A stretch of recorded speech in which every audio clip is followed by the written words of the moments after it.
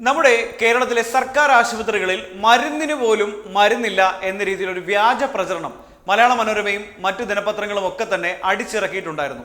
പക്ഷേ അതിൽ വസ്തുതയില്ല എന്ന് സോഷ്യൽ മീഡിയ അന്ന് തന്നെ തെളിയിച്ചതാണെങ്കിൽ പോലും ഇന്ന് ഈ പത്രക്കെട്ടുകളുമായി എത്തിയിരിക്കുന്നത് പ്രതിപക്ഷ അംഗങ്ങളായ മോൻസ് ജോസഫും അനൂപ് ജേക്കബുമാണ്.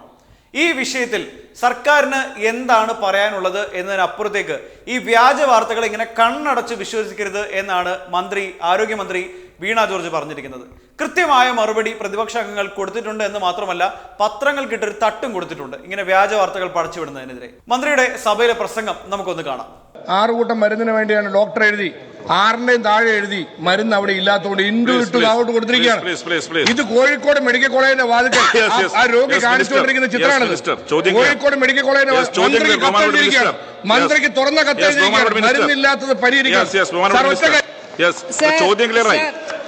ഞാൻ പറഞ്ഞത് സർ, സംസ്ഥാനത്ത് KMCL എസൻഷ്യൽ ഡ്രഗ് ലിസ്റ്റ് വഴി ഓരോ ആശുപത്രിക്കും, അദ്ദേഹം പറഞ്ഞത് കോഴിക്കോട് മെഡിക്കൽ കോളേജ് അല്ല, കോഴിക്കോട് ബീച്ച് ഹോസ്പിറ്റലിലെ ഒരു കാര്യം ഒരു പത്രത്തിൽ വന്ന കാര്യമാണ് പറഞ്ഞത് സർ. അതിനു മുൻപ് അതേ പത്രത്തിൽ മറ്റൊരു കാര്യം വന്നിരുന്നു സർ.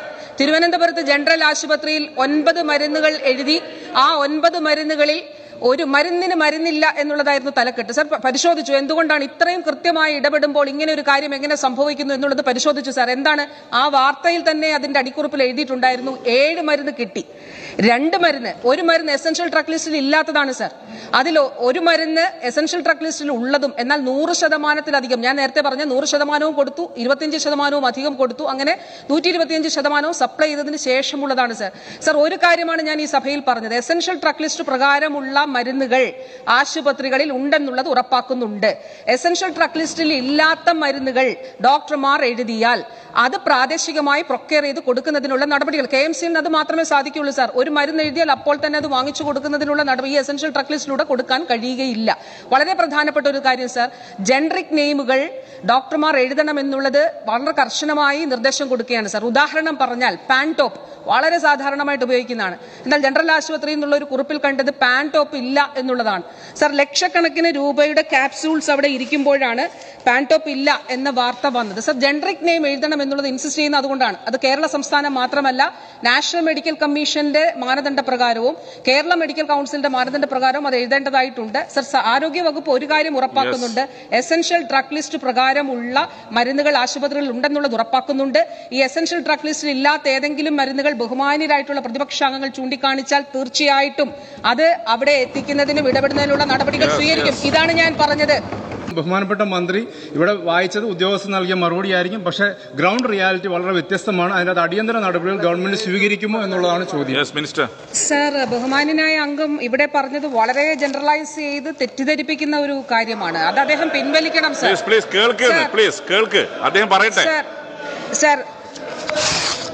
സർ, ഈ നടപ്പ് സാമ്പത്തിക വർഷം 2023-24 ജനുവരി മാസം ആദ്യ ആഴ്ച വരെ സംസ്ഥാനത്ത് വിതരണം ചെയ്ത മരുന്നുകൾ 554 കോടിയുടേതാണ് സർ. 2014-15 കാലയളവിൽ ഒരു വർഷം മുഴുവൻ വിതരണം ചെയ്ത മരുന്നുകളുടെ ആകെത്തുക 2015-16 256 കോടിയാണ് സർ.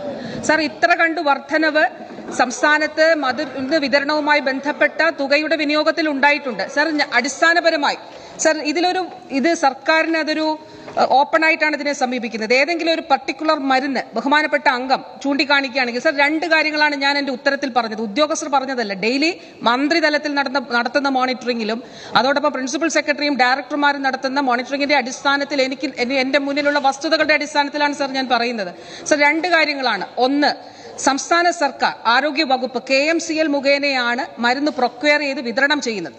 ഏതാണ്ട് ഞാൻ നേരത്തെ വായിച്ചു 550 മോളിക്യൂൾസ് 837ഓളം മരുന്നുകൾ സർ. അത് എസൻഷ്യൽ ഡ്രഗ് ലിസ്റ്റിലാണ് പെടുന്നത്. ഒരു വർഷത്തേക്കുള്ള, അതായത് ഈ 2024-25 സാമ്പത്തിക വർഷത്തിലേക്കുള്ള ഇന്റന്റ് തയ്യാറാക്കുന്നത് 2023-24 സെപ്റ്റംബർ ഒക്ടോബർ മാസത്തിലാണ്. ഏതാണ്ട് 6 മാസം മുമ്പ് ഈ നടപടിക്രമങ്ങൾ ആരംഭിക്കും. ദേശീയ തലത്തിലുള്ള സുതാര്യമായിട്ടുള്ള മത്സരാധിഷ്ഠിതമായിട്ടുള്ള ഈ ടെൻഡർ നടപടികളിലൂടെയാണ് സർ ഈ മരുന്നുകൾ പ്രൊക്യൂർമെന്റ് നടപടികൾ നടക്കുന്നത് സർ. ഈ എസൻഷ്യൽ ഡ്രഗ് ലിസ്റ്റിൽ ഉദാഹരണത്തിന് അദ്ദേഹത്തിന്റെ ആശുപത്രി പിറവം താലൂക്ക് ആശുപത്രി ഒരു പർട്ടിക്കുലർ മരുന്ന് പാരസിറ്റമോൾ ടാബ്ലറ്റ് 100 എണ്ണം ചോദിച്ചാൽ ജനറിക് നെയിംസിലാണ് സർ ഈ KMCL ഇതിന്റെ പ്രൊക്യൂർമെന്റ് നടപടികൾ അല്ലെങ്കിൽ ടെൻഡർ നടപടികൾ സ്വീകരിക്കുന്നത്. 100 എണ്ണം ചോദിച്ചാൽ 3 ഗഡുക്കളായി നൽകും. ഈ 100 എണ്ണവും ഉപയോഗിച്ചു കഴിഞ്ഞാൽ 25% കൂടി അധികം നൽകാനായിട്ട് കഴിയും. 2 സാഹചര്യം ഉണ്ടാകാം സർ. ഒന്ന്, എസൻഷ്യൽ ഡ്രഗ് ലിസ്റ്റിൽ ആവശ്യപ്പെട്ട ഇന്റന്റ് പ്രകാരം ആവശ്യപ്പെട്ട മരുന്ന് 100% ഒരു ആശുപത്രി ഉപയോഗിച്ചു കഴിഞ്ഞാൽ എന്ത് ചെയ്യും? 25% കൂടി അധികം നൽകും. അതിനുശേഷം KMCL കൊടുക്കാൻ കഴിയില്ല സർ. മാനദണ്ഡ പ്രകാരം അതിന് കഴിയുകയില്ല. അപ്പോൾ എന്താണ് ചെയ്യുന്നത്? ആശുപത്രിയുടെ വിവിധ സ്കീമുകളിൽ ഉൾപ്പെടുത്തിക്കൊണ്ട് ആ മരുന്നുകൾ ലഭ്യമാക്കുന്നതിന് സാധിക്കും. അതല്ലെങ്കിൽ മറ്റ് ഇൻസ്റ്റിറ്റ്യൂഷനിൽ നിന്ന് ആ മരുന്നുകൾ ലഭ്യമാക്കാൻ സാധിക്കും. സർ, എസൻഷ്യൽ ഡ്രഗ് ലിസ്റ്റിൽ ഇല്ലാത്ത മെഡിസിൻ രണ്ടാമത്തെ കാറ്റഗറി എന്ത് ചെയ്യും? എസൻഷ്യൽ ഡ്രഗ് ലിസ്റ്റിൽ ഇല്ലാത്തത് കാരുണ്യ ഫാർമസി വഴി അവൈലബിൾ ആക്കുന്നതിന് പ്രാദേശികമായി, ഉദാഹരണം എറണാകുളം ജനറൽ ആശുപത്രിയിൽ സൂപ്പർ സ്പെഷ്യാലിറ്റികളുള്ള ആശുപത്രിയാണ്. അവിടെയുള്ള മരുന്നുകളുടെ ആവശ്യമല്ല പിറവം താലൂക്ക് ആശുപത്രിയെ സംബന്ധിച്ചുള്ളത്. സർ, ആ രീതിയിൽ അവിടെ ആവശ്യമായിട്ടുള്ള മരുന്നുകൾ പ്രാദേശികമായി കാരുണ്യ ഫാർമസികളിൽ ലഭ്യമാക്കുന്നതിന് വേണ്ടിയിട്ടുള്ള നടപടികളാണ് സ്വീകരിക്കുന്നത്. ഈ രീതിയിലാണ് ഇത് കൈകാര്യം ചെയ്യുന്നത്.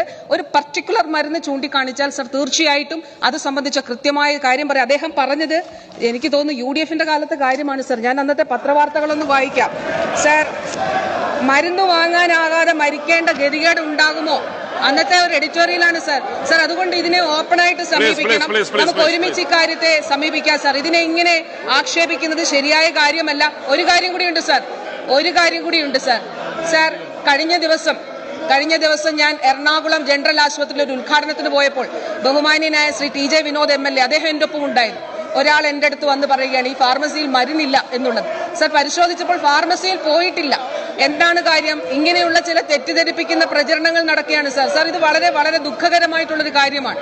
സാധാരണക്കാർ ആശ്രയിക്കുന്ന സർക്കാർ ആശുപത്രികളിൽ ഇങ്ങനെയാണ് എന്ന് വരുത്തി തീർക്കുന്നത് തെറ്റായ ഒരു കാര്യമാണ്. അതുകൊണ്ട് നമുക്ക് ഒരുമിച്ച് ഒരു പർട്ടിക്കുലർ മരുന്ന് സംബന്ധിച്ചാണ് പറഞ്ഞതെങ്കിൽ അത് പരിശോധിക്കാം സർ. ഇത് തെറ്റായ കാര്യമാണ്.